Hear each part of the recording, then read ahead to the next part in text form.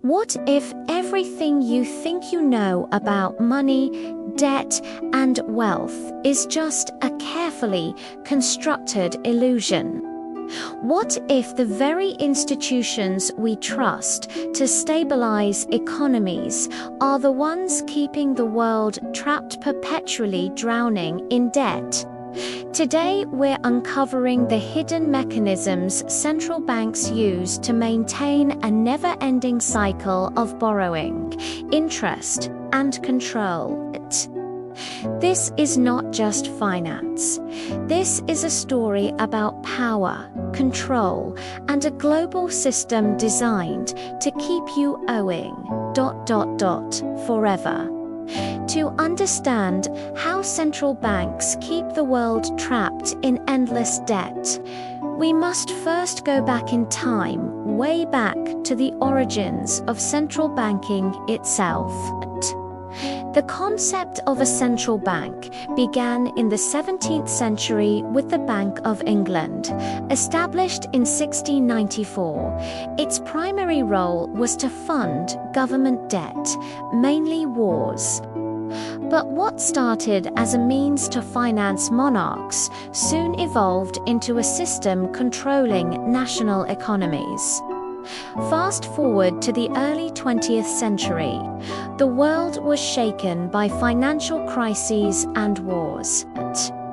In 1913, the Federal Reserve was created in the United States, a pivotal moment.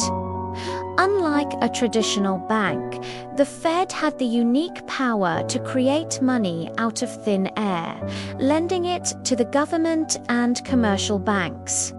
But here's the twist few people realize. This money is always lent with interest. This means governments just borrow the amount they need. They must borrow even more to cover the interest on that debt.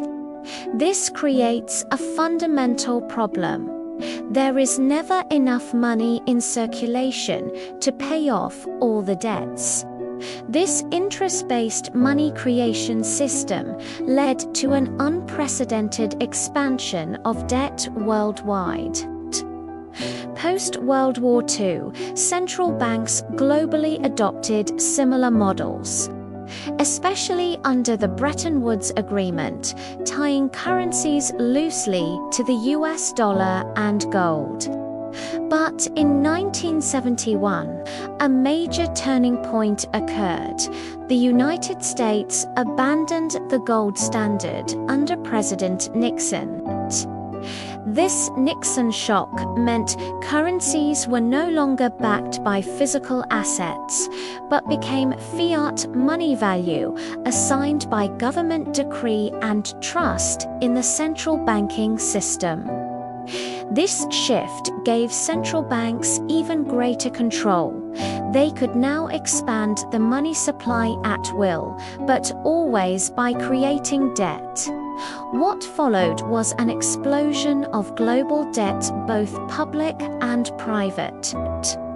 Governments borrowed more to finance infrastructure, social programs, and often military spending.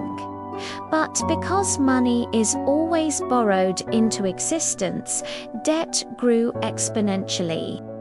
Debt by itself isn't necessarily bad. It can fuel growth and investment.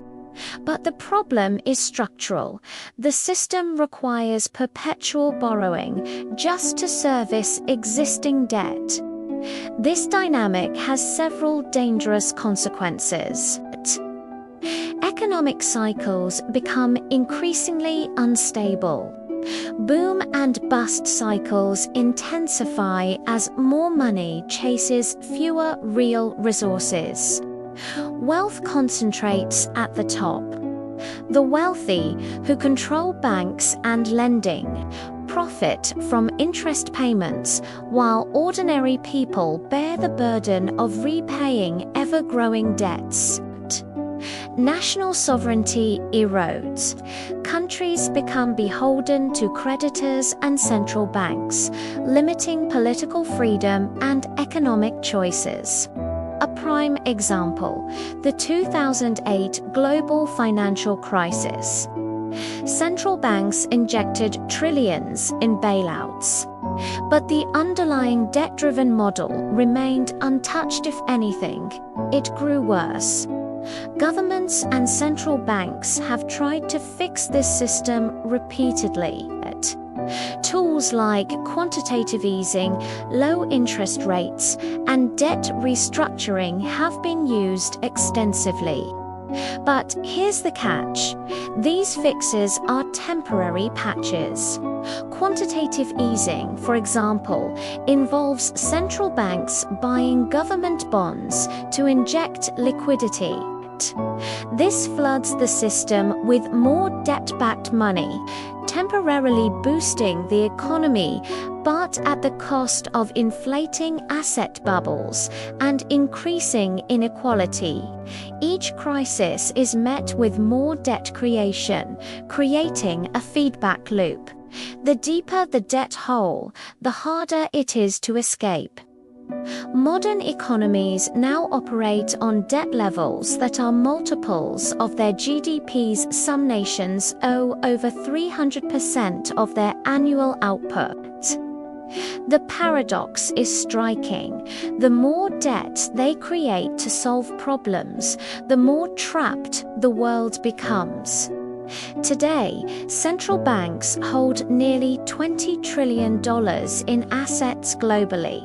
Yet, national debts are soaring to historic highs. Private sector debt, including mortgages, credit cards, and corporate borrowing, has never been higher. And this is not an accident. Look closely, and you'll see patterns repeating. After every crisis, central banks step in with new measures that increase money supply but also increase debt. Inflation often follows eroding real wages, while asset prices stocks, real estate skyrocket, benefiting the wealthy. Meanwhile, middle and lower classes struggle to keep up, often turning to more credit to survive. It's a system designed to maintain control over economies and populations through debt dependency, where freedom is traded for credit. Central banks create money by issuing debt, ensuring continuous borrowing and dependence. 2. The system structurally favors the wealthy elite. Interest payments flow upwards, enriching banks and investors while burdening ordinary people and nations. 3. Attempts to fix debt crises often deepen the problem. New money creation increases debt loads, creating a vicious cycle with no clear escape. The endless cycle of debt is not a mere flaw. It is a feature of the global financial system. The question is, how long can this fragile house of cards stand? And what happens when trust in fiat money erodes beyond repair? Are we approaching a new financial breaking point, a reset that could reshape the world as we know it? The answers are uncertain, but one thing is clear: understanding this system is the first step toward reclaiming economic freedom. If this video opened your eyes to the hidden truth behind central banking and global debt, don't keep it to yourself. Share this knowledge with friends and family. And if you want to dive deeper into how financial systems shape our world, hit that subscribe button and ring the bell for more eye-opening content. Because the truth about money can set you free, but only if you seek it.